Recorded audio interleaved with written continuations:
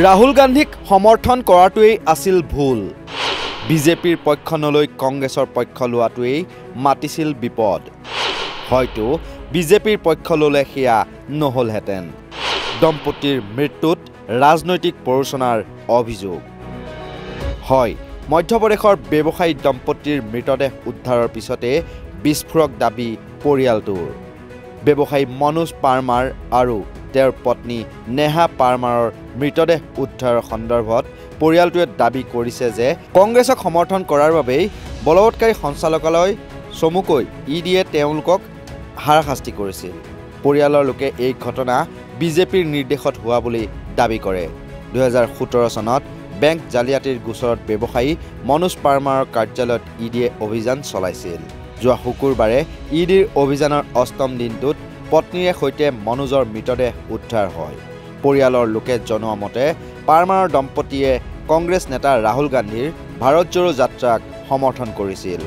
মধ্যপ্ৰদেশৰ বুৰহানুৰত ভাৰত জোড়ো যাত্ৰাৰ সমদলৰ দিনা আনকি ব্যৱসায়ী মনোজ পাৰমাৰৰ নাবালক পুত্ৰই ৰাহুল গান্ধীৰ হাতত নিজৰ পিগি বেগটো অৰ্থাৎ ঘৰত জমা কৰা টকা গতাই দিয়ে। মনোজৰ পিতৃ ধৰম সিং পাৰমাৰে সংবাদ মাধ্যমৰ আগত কয় যে ইডিৰ সন্ধান আচলতে তেওঁৰ পুত্ৰক বিজেপিত যোগদান কৰিবলৈ হেঁচা দিয়াৰ বাহিৰে আন একো নাছিল।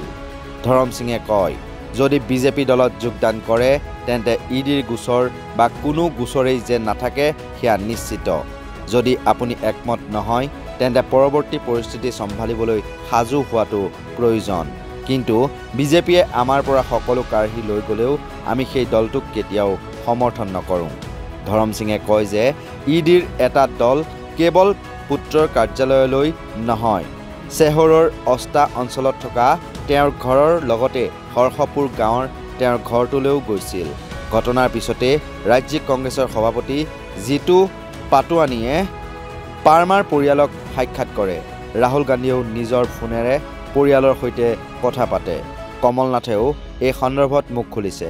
কমল নাথে এক চেণ্ডেলত লিখিছে, মনোজ পাৰমাৰ আৰু তেওঁৰ পৰিয়ালৰ এটাই ভুল হৈছিল, সেইটো হৈছে ভাৰত জোড়ো যাত্ৰাৰ সময়ত ৰাহুল গান্ধীক পিগি বেংক উপহাৰ দিয়া। কংগ্ৰেছে এই ঘটনাক ৰাজনৈতিক হত্যা বুলিও দাবী কৰিছে।